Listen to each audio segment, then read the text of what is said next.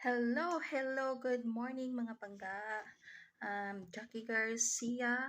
Kung hindi pa kayo nakasubscribe na aking YouTube channel, please subscribe my YouTube channel, Pangga Jacky Garcia, and like and hit the notification bell para updated kayo sa aking mga video.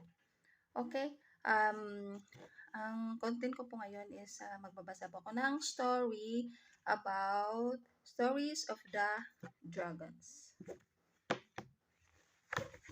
Stories of the Dragon by Christopher Rosen, adapted by Leslie Sims, illustrated by Stephen Cartwright. All about dragons. Years ago, dragons were the terror of towns, or so it was said. They breathed in air and blew out flame. Just one puff of dragon breath could kill you. Some dragons live in caves, guarding stolen treasure. Others live under the sea. Sometimes they pop and up scared sailors. Dragons even live in the sky when they were angry. Storms blew up. Balls of lightning were flames. Shoot from across dragon's nose. Most people keep as far away from dragons as they could. Only knights dared go near them. People offered huge rewards to the brave knights who could kill dragons. But dragons weren't so easy to defeat. Dragons have bumpy scales, flapping wings, and pointed tails, and they came in all shapes and sizes. Whatever they look like, you wouldn't want to meet one. Chapter 2, Stan and the Dragon. Stan was a woodcutter. He lived deep in the forest with his wife. She was sad because they had no children. One day, a wizard appeared in the forest. "You're a good man, Stan," said the wizard. "I can grant you one wish." Stan only wanted one wish. "I wish for as many children as my wife is thinking about now," he said. Stan's wish came true, but they didn't have two, three, or even 50 children. They had 100. "Oh no! How will I afford to feed them all?" said Stan. His friend Sam had an idea. "A dragon has been scaring my sheep," he said. "If you can find its cave, you might find treasure." So Satan set off in search of the dragon and its treasure. Stan didn't find the dragon. The dragon found him. When he saw it, Stan knew he couldn't fight the dragon. Instead, he said, "I bet I'm stronger than you. I can squeeze a stone until it drips."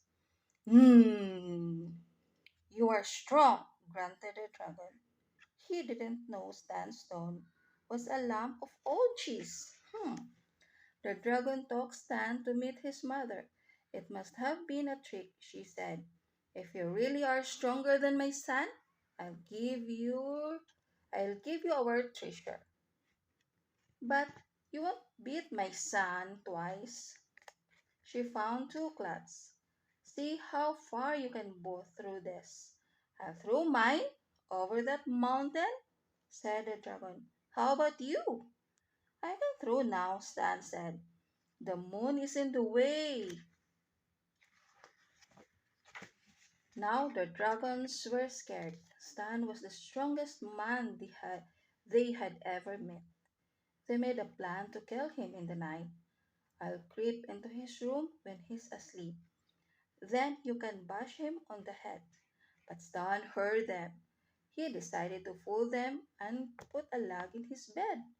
"Tonight I shall sleep like a log. Ha ha ha ha." In the middle of the night, the dragon crept to Stan's bed. Bam! He whacked the bed just where he thought Stan's head was. "That's killed him," said the dragon. "Hit him hard, son." When Stan appeared the next morning, the dragons were astonished. "Good morning." "I have a little bump on my head," he said. "Perhaps a flea bit me in the night." Stan was much too clever for the terrified dragons. They took out their treasure. Here, they said, take it. Just go away and leave us alone. If you're sure this is very kind, they even carried the treasure home for him. Stan had enough gold to buy his huge family all the food they could eat. Next chapter, chapter 3, The Wicked Worm. Tom loved fishing. Until the afternoon, he caught a worm instead of a fish. An old man had seen him. That worm is trouble, he warned Tom. But don't throw it back in the river, you'll only make things worse. You must get rid of it. Tom didn't know what to do. He tried to hide the worm in a well. And you go. But a week later, the worm crawled out. It had grown even bigger. The worm was hungry and angry. It chased the cows around the fields, then it chased the villagers around their houses. Help! Run! Tom felt terrible. The worm was a menace, and it was all his fault. What I'm going to do? Brave knights came from the miles around to kill the worm, but it was too strong. It coiled itself around them and squeezed them so they couldn't fight. Finally, Tom went to see a wise woman to ask for help. You caught it. You must get rid of it, she told Tom. You could ask the village dragon for help. Tom wasn't sure about that. The dragon had never hurt anyone because everyone left him alone, but Tom had no choice. So he dressed up like a brave knight and went to beg the dragon for help. To his surprise, the dragon didn't look scary at all. What's wrong? Said Tom. I'm lonely. The dragon replied, I have no friends. I know how you can have 100. Tom told him, but you'll have to look first. Tom told the dragon about the worm. If you eat the worm, everyone in the village will be your friend, he said. I can't eat it, said the dragon. I'm a vegetarian, but I could scare it. It was so hot. The worm was swimming. The dragon stood on the river bank, opened his mouth, and roared. Yeah! He cried. Supper! Aha! The worm took one look at the dragon and swam for its life. It was never seen again. Hmm. Next page. Victor saves the village. Victor made barrels the best barrels in the country. He made the best barrels because he used the best wood. He hunted hard to find the tallest, straightest trees. This tree just right. He was always looking out for the perfect tree, so he didn't always watch where he was going. One day, he tripped and fell. Oh, help! Into a cave. Try as he might. Almost there. Oh, Victor couldn't climb out of the cave. Suddenly, he heard a deep groan. There was something behind him. Suddenly, he heard a deep groan. There was something behind him. Victor looked. He wished he hadn't. Slurp. Tasty. Please don't eat me, Victor begged. We won't, said one of the dragons. Not yet. We're going to sleep. Wake us up in the spring. Victor was stuck. Soon he was bored as well.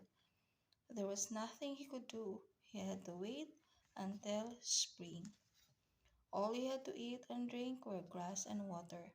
After a while, he was no longer as round as a barrel. He was as thin as a twig. Finally, the dragons awoke. We can't eat you, said one. You're skin and bone.